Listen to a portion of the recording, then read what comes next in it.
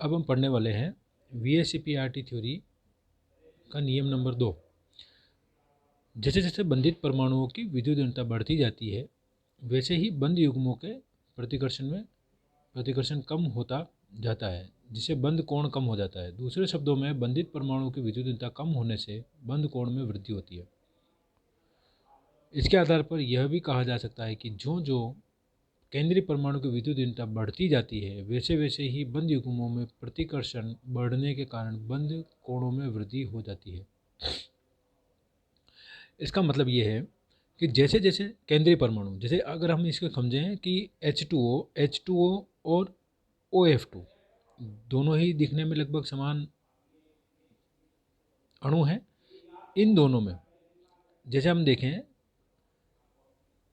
H2O में O की विद्युत ऋणता H से अधिक है, इसलिए इसमें 104 डिग्री 30 मिनट का बंद कोण है। परंतु OF2 में देखें, इसमें OF2 में F की विद्युत ऋणता केंद्रीय परमाणु से अधिक है, इसलिए बंधित इलेक्ट्रॉन युग्म जो है वो फ्लोरीन की तरफ खिसक जाता है या विस्थापित हो जाता है। इसलिए इस बंद कोण को, क्योंकि F और F के बीच में दूरी अधिक हो जाती है, इसलिए इन दोनों को कुछ नज़दीक लाया जा सकता है, क्योंकि इसके ऊपर ऑक्सीजन के ऊपर जो लोन पेयर है उन लोन पेयर का दबाव बॉन्ड पेयर के ऊपर पहले नियम के अनुसार बनता है और उसके अनुसार इस बंद कोण को और छोटा किया जा सकता है। इसलिए इस FF को और पास लाया जा सकता है, क्योंकि इनमें दूरी अधिक है, इसलिए इनके अंदर रिपल्शन कम है। जबकि H2O में देखें तो O की विद्युत ऋणता अधिक है, इसलिए आप देख सकते हैं ये डॉट डॉट जो बॉन्ड पेयर है यानी कि बॉन्डिंग इलेक्ट्रॉन्स हैं वो ऑक्सीजन की तरफ है, इसलिए इनको और अधिक नज़दीक लाने से इनके बीच में प्रतिकर्षण होने लग जाता है, इलेक्ट्रॉनिक इलेक्ट्रॉन प्रतिकर्षण होने लग जाता है, इसलिए इसे और अधिक नज़दीक नहीं लाया जा सकता। परंतु यही अगर इलेक्ट्रॉन पेयर जो है बॉन्डिंग इलेक्ट्रॉन पेयर जो है वह फ्लोरीन की तरफ खिसक जाए तो आप देख सकते हैं इनके बीच में दूरी बढ़ जाती है। यह नियम इसी पर आधारित है।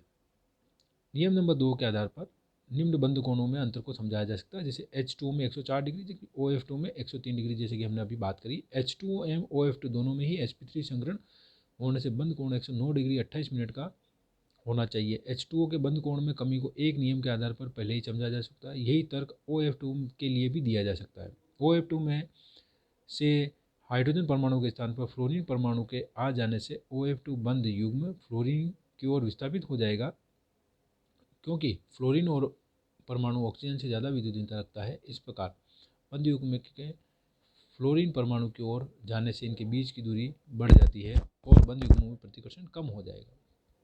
इस प्रतिकर्षण में इस कमी से FOF बंद भी कम हो जाएगा।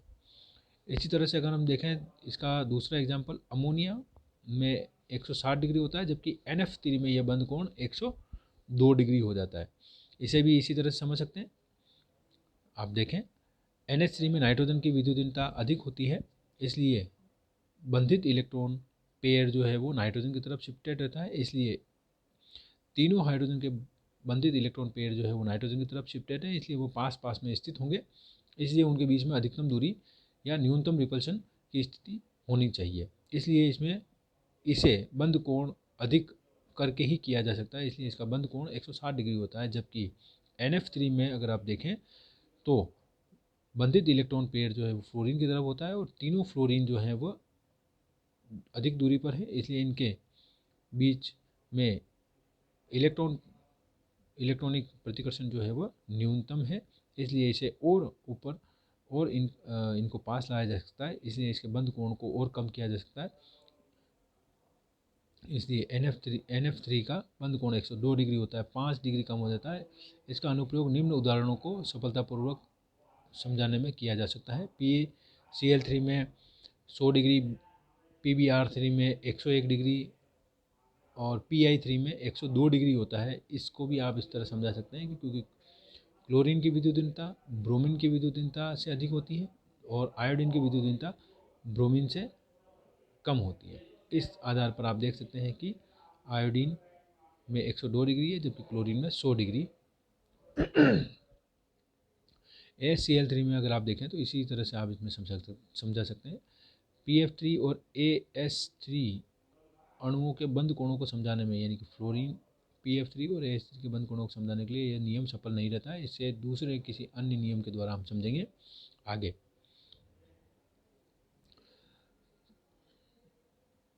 वास्तव में इसमें और कम होना चाहिए था, जबकि अगर आप देखें तो PF3 में बंद कोण 104 डिग्री हो जाता था, जो दूसरे अन्य से अधिक होता है, जबकि इसमें 100 डिग्री से भी कम होना चाहिए था। इसी तरह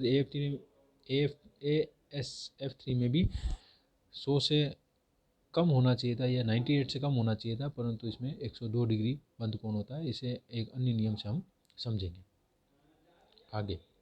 नियम नंबर 3, VSEPAT का नियम नंबर 3 अगर हम देखें तो किसी भी परमाणु की मूल ज्यामिति पाई बंधों द्वारा प्रभावित नहीं होती है। सामान्यतया एक एकल बंध युग्मों की संख्या ही इसकी आकृति को निर्धारित करती है। बहुबंधों की ज्यामिति में बहुबंध युक्त कोण थोड़े बड़े हो जाते हैं, किंतु ज्यामिति को प्रभावित नहीं करते। उदाहरण के लिए POX3, PSX3 के अणुओं को लिया जा सकता है। इनमें अगर आप देखें तो PS और PO के बीच में बहुबंध होता है।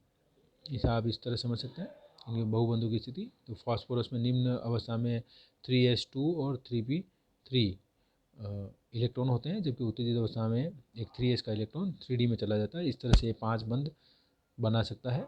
और पांचवा जो D का इलेक्ट्रॉन है, जो D में उत्तेजित हुआ है, वह 5 बंध बनाता है। इस तरह से इसमें एक्चुअल हाइब्रिडाइजेशन sp3 होता है और चतुष्कोणीय इसकी संरचना होती है, चतुष्फल की संरचना होती है। और इसमें एक बंध जो होता है वो पाई बंध यानी कि द्विबंध वाला होता है।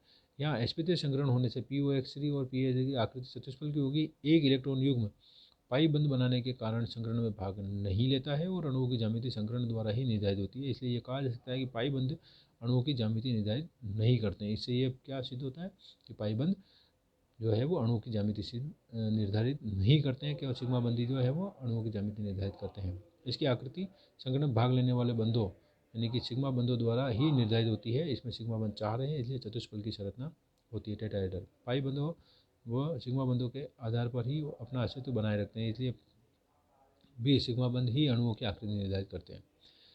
पाई बंध से छोटा होता है पाई बंध द्विबंध से बंध से छोटा होता है। वह इलेक्ट्रॉन घनत्व में वृद्धि हो जाने से बंध युग्म प्रबलता से प्रतिकर्षित होते हैं एवं बहुबंध कोण का मान कुछ अधिक हो जाता है, जबकि एकल बंध से निर्मित कोण छोटे होते हैं। POX3 अतः में sp3 संग्रहण होता है, अतः बंध कोण 109 डिग्री होना चाहिए था, परंतु PO एवं PS के बंधों के कारण इससे कम होता है, जो नीचे दिए गए मानों से स्पष्ट है। 102 डिग्री फ्लोरीन हो तो 103 डिग्री इसे समझाया जाए।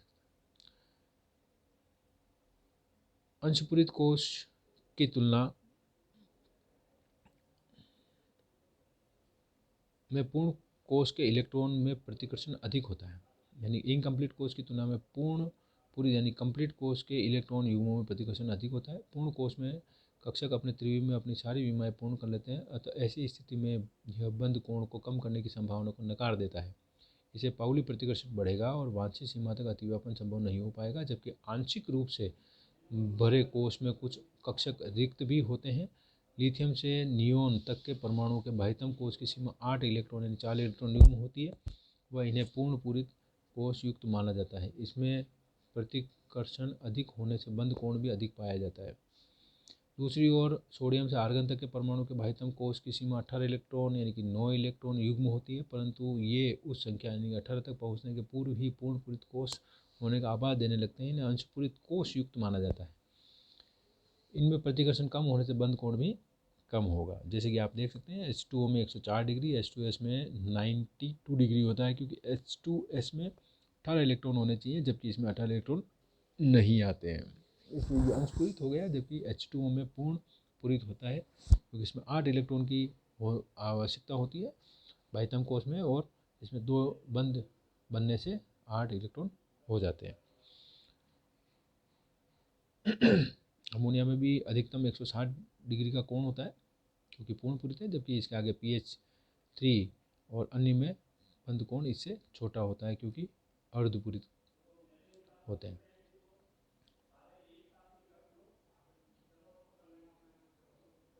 नियम नंबर 5 व 6 हम अगले